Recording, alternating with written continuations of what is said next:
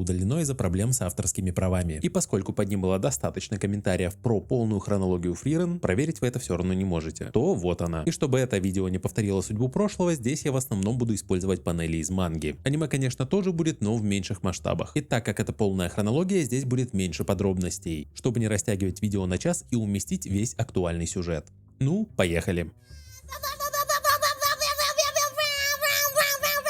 Все начинается с мифической эры времени до рождения Фламма и Фрирен, время мифических героев, память о которых практически стерта, также древнего архимага Зерия, а кроме них короля демонов, что пытался понять людей настолько, что истреблял целые народы. Но наша настоящая отправная точка — это момент, когда легендарный архимаг Фламмы находит посреди разрушенной эльфийской деревни Фрирен и берет ее к себе ученицей и обучает, как обхитрить демонов. В общем, в результате действий Фламма империя, которая находится на севере континента, раньше всех начала развивать магию и разрешила своим гражданам ее изучать, а после ее смерти Фрирен отправилась к Зерию, учителю самой Фламмы, чтобы передать ее завещание. Через 400 лет после этих событий Фрирен встретила демона из 7 мудрецов разрушения по имени Махт, что владеет магией, похожей на проклятие, которое способно обращать в золото все, что угодно. Тогда Фрирен ему проиграла, ее рука была обращена в золото, и на восстановление ей понадобилось около 100 лет. Кстати, Махт необычный демон, им движет то же стремление, что и у короля демонов. Он хочет понять людей и считает, что демоны и люди могут сосуществовать. И однажды в его изысканиях ему помогла демонесса по имени Солитер. Правда, сама она не верит в возможность сосуществования с людьми, но к ней мы вернемся сильно позже. Махт по итогу начал служить человеку, известному как Лорд Глюк, который правил городом Вайзе, что сейчас известен как Эльдорадо или Золотой город. Также в этот период времени до появления героя Химеля были и другие герои. И сильнейшим из них был герой Юга. Герой Юга сражался на передовой и помог сдвинуть армию короля демонов дальше на север. Он владел магией предвидения. Кстати, Зерия признала, что он единственный из людей, кто так хорошо ее освоил. Позже герой Юга встретился с Фрирен и предложил ей присоединиться к нему, на что получил категорический отказ, после чего признался, что независимо от ее решения, он все равно погибнет спустя год в бою с 7 мудрецами разрушения. Но 3 из них погибли в той же битве. А также герой Юга забрал с собой Шлахта Всеведущего, демона, что собрал мудрецов разрушения. Сам же герой Юга перед тем, как покинуть Фрирен, рассказал ей о том, что после него придет молодой герой и что она станет частью его отряда. Уже после этого Фрирен один раз успела также помочь и маленькому Химелю, который запомнил эльфийку-отшельницу, что жила в лесу, и позже позвал с собой в 10-летнее путешествие. Интересный момент: из этих 10 лет Фрирен помнит практически все, кроме буквально одного момента. У нее есть один провал в памяти длиной в неделю. Ее сопартийцы так и не рассказали ей, что же тогда случилось. А сейчас мы довольно быстро вспомним события первого сезона. И манга и аниме начинается с того момента, как отряд героя Химеля вернулся с победой над королем демонов, и после праздника отряд распался. Хайтер отправился служить в священный город Штраль, Айзен вернулся домой, Химель остался в городе, а Фрирен начала свои странствия в поисках магии. Но из-за обещания данного друзьям через 50 лет Фрирен возвращается. Отряд воссоединяется, и они отправляются в свое последнее общее путешествие, после которого герой Химель умирает. И от дня его смерти и будет идти дальнейший отчет. Смерть Химеля также сильно повлияла на Фрирен. Она захотела больше понять людей и общаться с окружающими. Спустя 20 лет после смерти героя Химеля, Фрирен прибывает в окрестности святого города Штраля. Она пришла к Хайтеру, чтобы предложить ему помощь как старому другу. И как оказалось, он взял на воспитание девочку-сироту по имени Ферн. Хайтер просит Фрирен взять девочку в путешествие и обучать ее магии, на что получает категорический отказ. Но ему удается обмануть Фрирен, и в итоге она в течение 5 лет обучала Ферн. Однако в итоге обман Хайтера был раскрыт, но к тому времени Ферн стала достаточно сильной волшебницей, которая может сопровождать Фрирен в путешествии. И после его смерти уже пара волшебниц отправляется дальше. А самым важным событием за их 3-летнее путешествие была победа над когда-то запечатанным отрядом героя демоном Квалем. Спустя 28 лет после смерти героя Химеля. В районе центральных королевств провинции Бред Фрирен и Ферн приходят к Айзену с той же целью, как когда-то к Хайтеру. И Айзен просит Фрирен помочь ему найти мемуары Фламмы в долине Фоль. По итогу в руинах дома Фламмы Фрирен узнает об Энде, месте, где, по словам Фламмы, можно встретить души умерших. И похоже, все это Фламмы подготовила специально для нее. Энде находится на самом севере континента за крепостью короля демонов. Так у путешествия Фрирен появилась цель. И перед прощанием Айзен просит Фрирен взять с собой своего ученика Штарка, который не так давно сбежал. И вскоре волшебницы добрались до места, где и встретили ученика Айзена, где местные жители считают его героем, спасшим деревню от дракона. После уговоров Штарк согласился помочь убить дракона, в гнезде которого Фрирен заметила гримуар. А после победы Штарк присоединяется к путешествию Фрирен и Ферн, чтобы потом вернуться к мастеру и рассказать ему историю о своих приключениях. И они отправились дальше к северной заставе, где их поначалу не хотели пропускать. Далее отряд оказался во владениях графа Граната, где город Город уже много лет борется с остатками армии короля демонов во главе с Аурой Гильотиной. Именно в момент прибытия отряда Фрирен в городе присутствовали посланники демонов, которые якобы хотели мира. Но на самом деле они искали способ снять барьер, поставленный еще Фламме. И Фрирен, зная об истинной сущности демонов, намеревалась их убить, за что была уложена лицом в пол, а позже брошена в темницу. Но этот инцидент породил некоторые сомнения у графа Граната. Однако окончательно демонов выдала одна ошибка. Один из них отправился устранить Фрирен, но был безжалостно убит.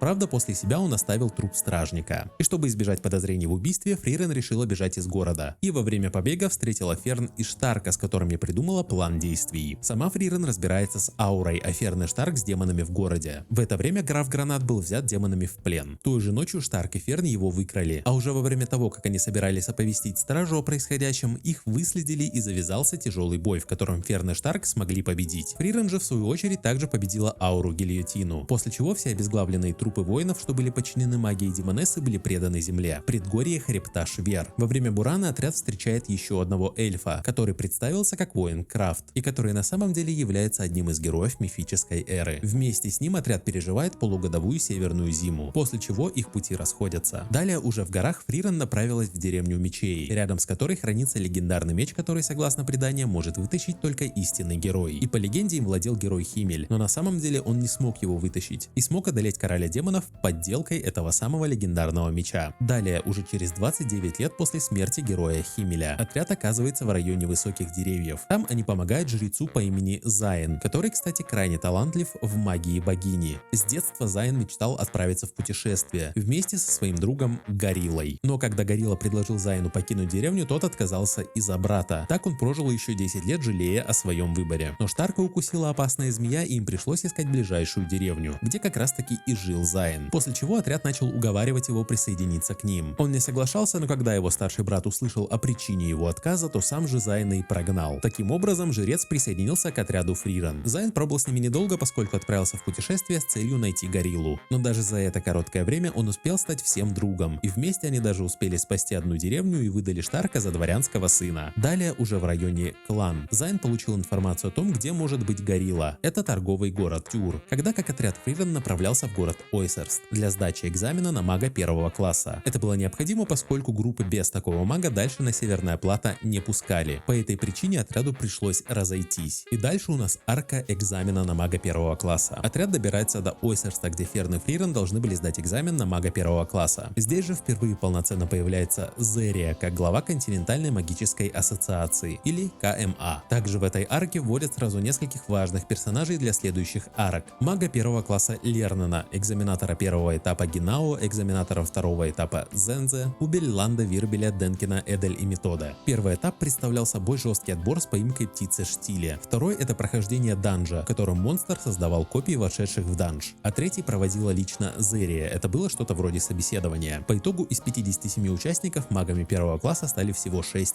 и при этом это довольно много. В их числе была и Ферн, а Фрирен Зерия завалила из вредности. После чего отряд выдвинулся дальше на север. На этом и кончается первый сезон. Быстро вспомним события второго сезона и пойдем дальше. После экзамена отряд Фрирен продолжает путь дальше на север. По дороге они находят нейтрализующий кристалл, снова пересекаются с группой Вирбеля, отправляются на поиски горного горячего источника, возвращают дворянину фамильный меч. Фрирен рассказывает историю героя Юга. Они останавливаются в городе с горячими источниками, где у Ферна Штарка случается свидание, а также происходит история с долгами и компанией Норм, уже спустя 30 лет после смерти героя Химеля, в северных королевствах в регионе Руфен. Отряд Фрирен и пара магов первого класса Гинао и Методы выполняют задания континентальной магической ассоциации. Они должны разобраться с остатками армии короля демонов, которые разоряют северные города и деревни. Так и начинается арка Револьта, про одного из бывших командиров армии короля демонов. В общем, группа делится на две части. Гинао и Штарк охраняют тела погибших мирных жителей, и в итоге они сталкиваются с самим Револьта. А Фрирен, Ферн и Методы отправились на поиски демонов и сталкиваются именно с подчиненными Револьта. В итоге демоны оказываются побеждены. А мы узнаем, что Штарка не остановит даже сквозная дыра в животе диаметром в руку. После этого они истребляют стаю драконов, пережидают шторм у озера Коридор, находят дневник Химеля, пересекают великое ущелье Тоа и переходят через ледяную пустыню Шмаль. И в итоге выходят к следующей большой арке Эльдорадо. Спустя 30 лет после смерти героя Химеля на северном плато в регионе Вайзе. Фрирен, Ферн и Штарк получают запрос, а скорее даже личную просьбу о помощи от мага первого класса Лернена. Он просит помочь своему другу и новому хранителю барьера, что поставлен над Эльдорадо, бывшим городом Вайзе. Бывшему городу Вайзе, что был обращен в золото когда-то демоном Махтом, одним из 7 мудрецов разрушения. Поначалу Фриран отказалась, но как только услышала, что наградой будет гримуар, сразу же согласилась. По прибытию в окрестности города Вайзы отряд встречает мага 1 класса Денкина, который, как оказывается, и стал новым хранителем барьера. И как оказывается, Вайза является его родным городом, а демон Махт был его учителем магии. Цель Денкина — сделать город, где он жил со своей женой, таким, каким он был раньше. И некоторую помощь в этом ему оказал тот самый маг 1 класса Лернен. Ранее Лернен вместе с волшебницей 2 класса Эдель направился в Эльдорадо. Дело в том, что на Махта был надет браслет подчинения, который, как считалось, начал неправильно работать. Изначально Лернен хотел, чтобы Эдель провела анализ работы браслета, но проблема на самом деле была не в нем, а в том, какой именно приказ был отдан Махту лордом Глюком — не совершать зла жителям Вайзы. Но поскольку Махт демон, он в целом не способен испытывать злобу, и поэтому манипуляции с браслетом были бесполезны. Об этом, собственно, знал и сам лорд Глюк. Как вы поняли, анализ Эдель не дал никаких результатов, и поэтому они пошли другим путем. Эдель очень талантлива в ментальной магии, и поэтому она смогла получить воспоминания Махта, которые в итоге были переданы Денкину для анализа. Все для того, чтобы найти способ развеять магию демона. После встречи Фриран и Денкина Денкин направился в Эльдорадо, чтобы поговорить с Махтом. К нему присоединились Фриран со Штарком и Ферн. В общем, хоть Махт отвечал на вопросы, но разговор выдался довольно неприятным. Во многом из-за Фриран. Также эльфийка пояснила, почему демоны, что хотят сосуществовать с людьми, потенциально самые страшные из всех демонов. По той причине, что в попытках понять людей, такие демоны бесконечно их убивают. Как, собственно, и делал раньше король демонов, который развязал войну. Махт, по сути, занимался тем же самым, но в куда меньших масштабах. После этой беседы по возвращению в дом хранителя Денкин поделился информацией о воспоминаниях Махта. Также забавно то, с каких именно воспоминаний он начал свой рассказ. Фриран же предложила свою помощь, и Денкин передал ей воспоминания. У него бы ушло около 3 лет, но Фриран может провести анализ всего лишь за 2 месяца. Что, как оказывается, Махт предугадал. А где-то в то же время, когда Фриран начала анализ, к Эльдорадо пришла демоница Солитер. Но она не могла пройти через барьер и потому начала его анализ, чтобы разрушить. И на этот анализ у нее также должно уйти около 2 месяцев. И при этом Ферн и Фриран на мгновение почувствовали ее присутствие. Пока Фриран проводила анализ, мы видели некоторые воспоминания Махта. Все началось с того, что Махт задался вопросом о чувстве злобы и вины. А через много лет своих, так сказать, исследований напал на кортеж дворянина. И вместо того, чтобы убить его, в итоге заключил с ним сделку. Махт служил городу Вайза и лично лорду Глюку, а взамен лорд помогал ему понять людей. За время своего служения можно сказать, что он сблизился с жителями города и лордом Глюком. Но поскольку считал, что это поможет ему в итоге понять людей, он обратил город и всех его жителей в золото. И пока он ждал просвещения, прибыл отряд КМА во главе с Зерия. Когда она поняла, что демон просто не может обратить свое заклятие, она решила убить его. Но ее остановил Лернен. Так, в общем-то, Махта и запечатали, что дало Фриран понять, что Махт сам не способен развеять свою магию. Но, как я уже говорил ранее, Фриран уже однажды удалось вернуть свою руку. И поэтому она изучала по воспоминаниям Махта, как именно работает его магия. Однако она чуть-чуть не успела. Солитер раньше закончила анализ барьера. Сначала демоница хотела убить Махта, но решила, что он сам докажет, что люди и демоны не могут сосуществовать. Магия Махта вырвалась на свободу и начала превращать окружающий лес в золото. Началась эвакуация мирных жителей из ближайших деревень. Но также было необходимо задержать демонов. Для этого Штарк и Ферн остались. И когда Солитер появилась в их поле зрения, Ферн начала вспоминать, что самые опасные демоны — это те, чье имя неизвестно людям, поскольку это значит, что они убивали всех людей, с которыми встречались. И Солитер была как раз таки из таких демонов.